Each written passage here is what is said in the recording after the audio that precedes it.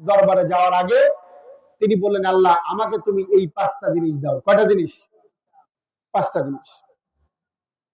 1 নম্বরে তিনি চাইলেন, রব্বি শরহ লি সাদরি, আমার বক্ষকে উন্মোচিত করে দাও, বক্ষকে উন্মোচিত করে দাও, আমার জ্ঞানের পরিধি তুমি বাড়ায় দাও। এই বক্ষ উন্মোচিত মানে সাহস বৃদ্ধি করা। আমরা অনেক সময় বলি না যে ওর বুকের পাটা অনেক বড়, বলি কি বলি না? এই যে বুকটা, এই বক্ষ প্রশস্ত হওয়া একটা বড় রোগ, কিন্তু এই বক্ষ প্রশস্ত মানে এই প্রশস্ত না। এই বক্ষ প্রশস্ততা হচ্ছে আপনার আমার সাহসকে বৃদ্ধি করে দেয়। সুবহানাল্লাহ। আল্লাহ সুবহানাহু ওয়া তাআলার দরবারে মুসা কালিমুল্লাহ যখন দোয়া করলেন, আল্লাহ আমার বক্ষকে তুমি উন্মোচিত করে দাও, প্রশস্ত করে দাও। আমার নবী মুহাম্মদ সাল্লাল্লাহু আলাইহি ওয়াসাল্লামকে আল্লাহ রাব্বুল আলামিন ডাক দিয়ে বলছেন, আলাম নাশরাহ লাকা সাদরাক, হে নবী আমি কি আপনার বক্ষকে প্রশস্ত করিনি? সুবহানাল্লাহ বলবেন। মুসা নবী চাচ্ছেন আর আল্লাহ আমার নবীকে দান করে দিয়েছে। তাহলে আমাদের সর্বপ্রথম আল্লাহর কাছে চাওয়া থাকবে, আমরা পড়বো রব্বি শরহ লি, বলেন সাদরি, আমার সাহস বৃদ্ধি করে দাও। কার কাছে চাইবো? এই সাহস মানে এই সাহসটা যে মানুষের সঙ্গে মারামারি করবো। কথা বুঝতেছেন? সত্যকে সত্য বলা, মিথ্যাকে মিথ্যা বলা, অন্যায় অবিচার জুলুমের বিরুদ্ধে রুখে দাঁড়ানো, এই সাহস দেওয়ার মালিক কে? আরো যারা বলেন, আল্লাহ কাছে দোয়া করা। 2 নম্বরে ওয়াসসির লি আমরি, আমার কাজকে তুমি সহজ করে দাও। এই কাজ সহজ করার ব্যাপারে কোরআনে কারীমের মধ্যেই অনেকগুলো কথা আসছে। আমার বক্ষের মধ্যে যেমন সাহস তুমি দিবা, তেমনি ইসলামী আন্দোলন করতে গিয়ে, আল্লাহর এই জমিনের মধ্যে দ্বীন প্রতিষ্ঠা করতে গিয়ে আমি যেই কর্মসূচি পালন করব, সেই কর্মসূচি গুলোকে তুমি আমার জন্য সহজ করে দাও।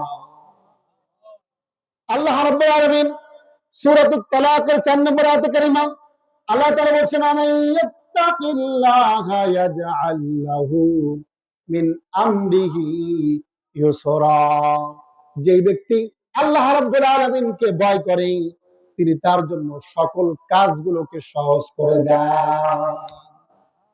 তাহলে কাজ সহজ করার প্রথম শর্ত হচ্ছে কাকে ভয় করা? আরো জোরে। মুসা নবীর আল্লাহর পরে ভয় ছিল কি ছিল না?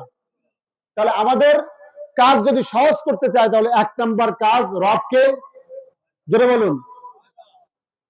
2 নম্বর আল্লাহ রাব্বুল আলামিন বলেন সূরা তালাকের 2 এবং 3 নম্বর আয়াতে কারিমা, আমাইয়াত্তাকিল্লাহা ইয়াজআল লাহু মাখরাজা ওয়া ইয়ারযুকুহু মিন হাইসু লা ইয়াহতাসিব, যে ব্যক্তি আল্লাহ রাব্বুল আলামিনকে ভয় করে, আমাইয়াত্তাকিল্লাহ ইয়াজআল লাহু মাখরাজা, আল্লাহ রাব্বুল আলামিন সেই ব্যক্তিকে মুক্তির পথ বের করে দেন।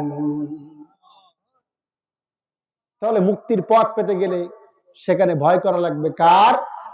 আরো জোরে, আল্লাহ।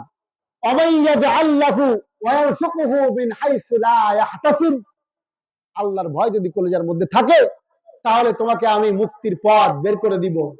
যেমন, যদিও সেটা একটু দেরি হয়, 16 বছর দেরি হয়েছে, কিন্তু আল্লাহ মুক্ত করে দিয়েছেন কি দেননি? দিয়েছেন। আল্লাহ বলছেন ওয়ারযুকুহু মিন হাইসু লা ইয়াহতাসিব, আর আল্লাহ তাকে এমন উচ্চ থেকে এমন পরিমাণ রিজিক দান করবেন যা সে কখনো কল্পনাও করতে পারেনি।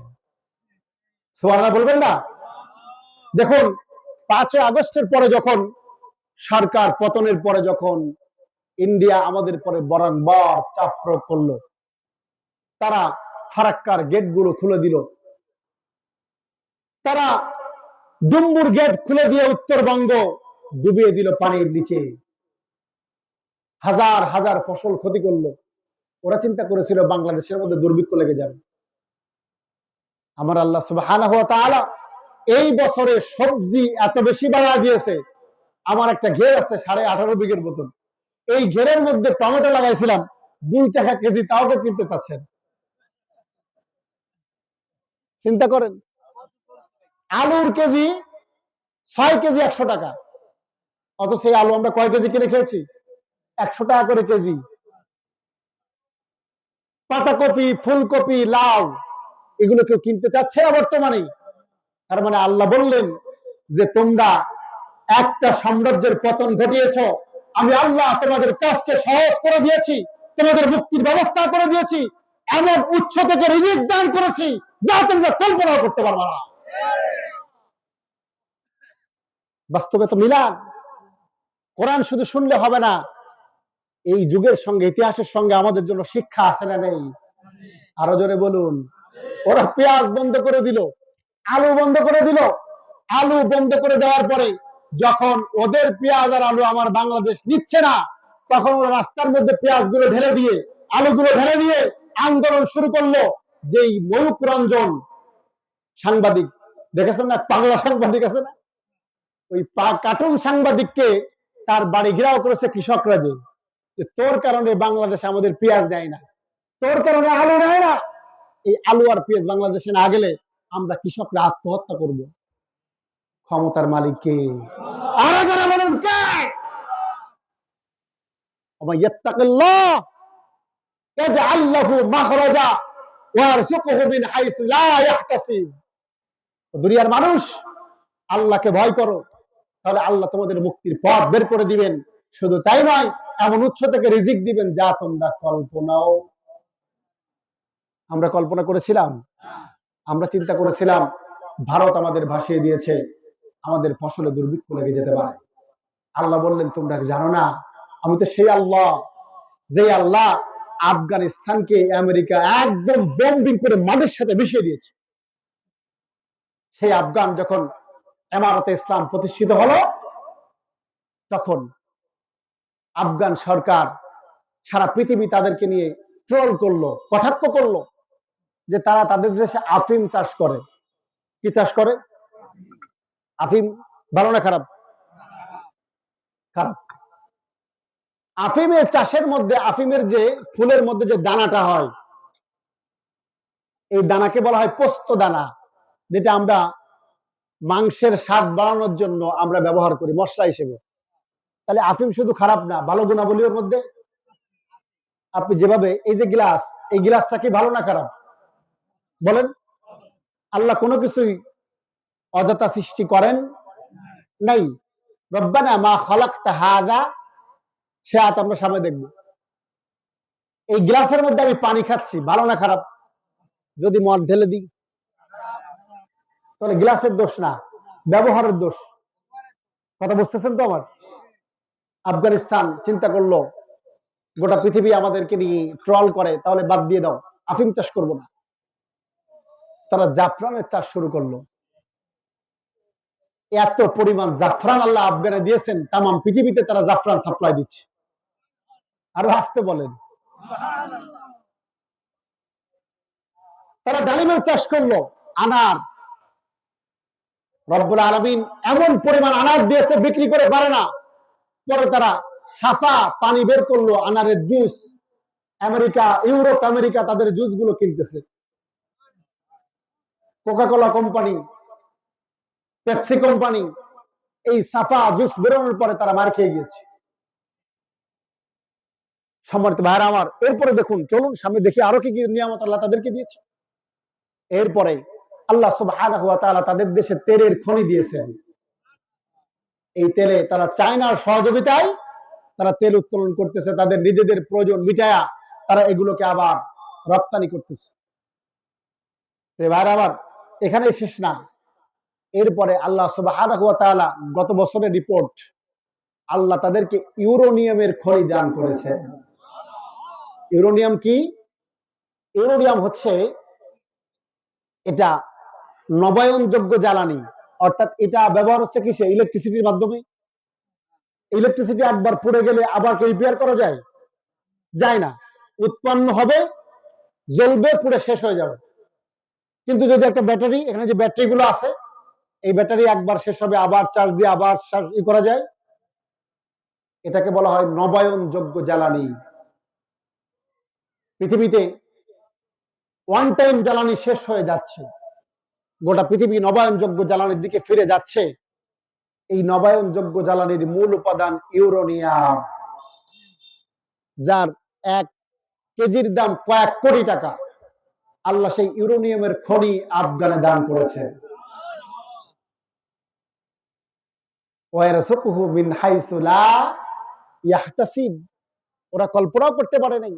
ইমারতে ইসলাম কয়েক বছরের মধ্যে ঘুরে দাঁড়িয়েছে। আল্লাহ তাআলা যদি জমিনের মধ্যে ফসল দেন, খনি দেন, তাহলে গোটা পৃথিবী সেটা আটকাতে পারবে। ওরা মনে করেছিল বাংলাদেশ না খেয়ে মরবে। আমার আল্লাহ বলল, তোদের এই পাহাড়ি ঝর্ণার পানি বাংলাদেশে ঢোকায় দে, আমি আল্লাহ জমিনটাকে উর্বর করে দিব। উর্বর হয়ে গিয়েছে না? গত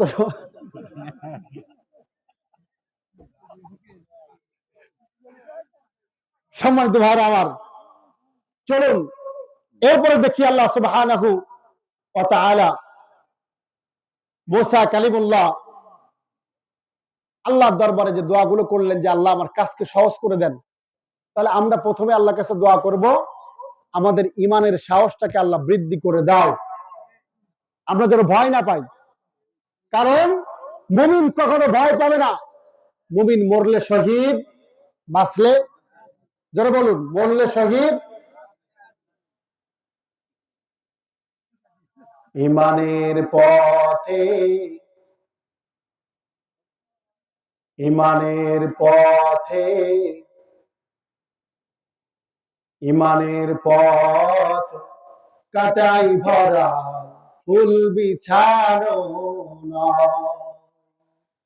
ঈমানের পথে অবিচল থেকে আবার মরণ যেন হয়। ঈমানের পথে অবিচল থেকে আবার মরণ যেন হয়। তোমারই কাছে মিনতি আমার, তোমারই কাছে মিনতি আমার, ও গো অসীম দয়াময়। ঈমানের পথে অবিচল থেকে আমার মরণ যেন হয়। সকলে পড়ি, ঈমানের পথে অবিচল থেকে আমার মরণ যেন হয়। সকলে পড়ি আল্লাহুম্মা আমিন। তাহলে আমরা আমাদের সাহসের জন্য আল্লাহর কাছে দোয়া করব। 2 নম্বরে, আমাদের কাজগুলো যেন সহজ হয়ে যায়। সমস্ত সহজের বিষয়গুলো, কঠিনগুলো সহজ করে দিতে পারেন তিনি কে? আরো জোরে বলুন, তিনি কে? আল্লাহ সুবহানাহু ওয়া তাআলা কোরআনে কারীমের মধ্যে সূরাতুল কমার 17 নম্বর আয়াতে কারিমার মধ্যে ডাক দিয়ে বলছেন, ওয়ালাকাদ ইয়াসসারনাল কুরআনা লিযিকরি ফাহাল মিন মুদ্দাকির। আরে কোরআন সহজ করার জন্য আমি রব্বুল আলামিন স্মরণ রাখার জন্য তোমার জন্য আমি আল্লাহ তাআলা সহজ করে দিয়েছি। বলেন সুবহানাল্লাহ। আছে কি কেউ এই কোরআন থেকে উপদেশ গ্রহণ করবে? তাহলে কোরআন তো কঠিন জিনিস, আপনারা আমার জন্য সহজ করে দিয়েছেন, তিনি কে? রাসূলুল্লাহ সাল্লাল্লাহু আলাইহি ওয়াসাল্লামের পরে যখন কোরআন নাযিল করা হলো, আল্লাহর হাবিব বারংবার কোরআন মুখস্থ করার জন্য বারবার পড়তেছেন, তাড়াহুড়া করতেছেন। আমার আল্লাহ ডাক দিয়ে বললেন, লা তুহাররিক বিহি লিসানাকা লিতাআজালা বি ইন্না আলাইনা জামাআহু ওয়া কুরআনা। লা তুহাররিক বিহি লিসানাকা লিতাআজালা বি। হে রাসূল, আপনি কোরআন মুখস্থ করার জন্য আপনার জিহ্বাকে বারংবার এত বেশি ঝাড়াবেন না। আপনি শুধু জিবরিলের সঙ্গে একবার পড়ুন, আমি আল্লাহ আপনার মেমোরির মধ্যে সেভ করে দিব। তাহলে কোরআন তো কঠিন, সহজ করে দেবেন কে? জোরে বলুন, আল্লাহ তাআলা। তাহলে আমাদের প্রথম কাজ হবে সাহসের জন্য দোয়া করা। দ্বিতীয় কাজ হবে, বলেন, আমার কাজটা যেন সহজ হয়ে যায়। এই জন্য দোয়া করা। আল্লাহ রাব্বুল আলামিন সূরা ইউনূসের মধ্যে ডাক দিয়ে বলছেন, আম্মান হুয়া ইয়াসিরুকুম ফিল বাররি ওয়াল বাহর। আল্লাহ ডাক দিয়ে জানাচ্ছেন, ও পৃথিবীর মানুষ, তোমরা কি জানো আমি তো সেই সত্তা, তিনি তো সেই সত্তা যিনি জলে এবং স্থলে চলাচল করা তোমাদের জন্য সহজ করে দিয়েছেন। বলেন সুবহানাল্লাহ। তাহলে সকল কিছু সহজ করে দিতে পারেন তিনি কে? আরো আল্লাহ সুবহানাহু ওয়া তাআলা অন্য আয়াতে কারিমার মধ্যে সূরাতুল আলা ৮ নম্বর আয়াতে কারিমার মধ্যে ডাক দিয়ে বলছেন, ফা ইন্না মাআল উসরি ইউসরা, ইন্না মাআল উসরি ইউসরা। নিশ্চয়ই কষ্টের সাথেই লেগে আছে কি? বলেন, কষ্টের দুঃখের পরেই শান্তি আল্লাহ তাআলা রেখে দিয়েছেন। আমরা তো একটু দুঃখ বেদনা পেলেই মনে করি, হাই হুতোষ করে বলে যায় যে আল্লাহ কি হয়ে গেল আমার, কি হয়ে গেল আমার। কিন্তু দুঃখের সময় শেষ হওয়ার পরে আল্লাহ তাআলা সুখের সময় আল্লাহ আমাদেরকে দান করেন। এবার আমার এরপর ৩ নম্বরে মূসা কালিমুল্লাহ যে দোয়া করলেন, আমরা সেই দোয়া করব, হালুল উকদাতাম মিন লিসানি ইয়াফকাহু কওলি। আমরা দোয়া করব, আমার রব, আমার এই দ্বীনের দাওয়াত দিতে গিয়ে আমার এই জবান থেকে যেন সুন্দর সুন্দর কথা বের হয়, আমার কথা যেন মানুষের হৃদয়টাকে টাচ করে যায়, আমার ভাষা যেন কর্কশ না হয়, আমার ভাষা তুমি এমন করে দাও মানুষ যেন আমার ভাষাটা বুঝতে পারে। কথা বলেন, দ্বীনের দায়ী যারা হবে তাদের এই গুণাবলী থাকতে হবে। আমরা অনেকেই দ্বীনের দায়ী হিসেবে কাজ করি, কিন্তু আমার আচরণে মানুষ সন্তুষ্ট না, আছে না নাই? অনেক জায়গায় বলে, হুজুর কি কাজ করব, অমুক দায়িত্বশীলের আচরণ তো পছন্দ হয় না। দায়িত্বশীলের আচরণ মূসা নবীর কাছ থেকে শিখতে হবে।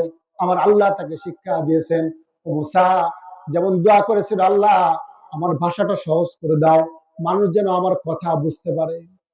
আল্লাহুম্মা আমিন বলেন।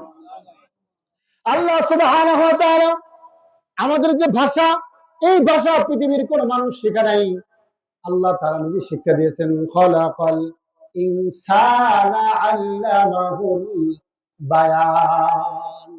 আল্লাহ তিনি মানুষ সৃষ্টি করেছেন, খলাকাল ইনসান, তিনি মানুষকে সৃষ্টি করেছেন, আল্লামাহুল বায়ান, আর এই বায়ান ভাষা শিক্ষা দিয়েছেন তিনি কে? আল্লাহ। এবার আমার তাহলে মূসা নবী, তার জিহ্বার মধ্যে একটু জড়তা ছিল, আমরা জানি।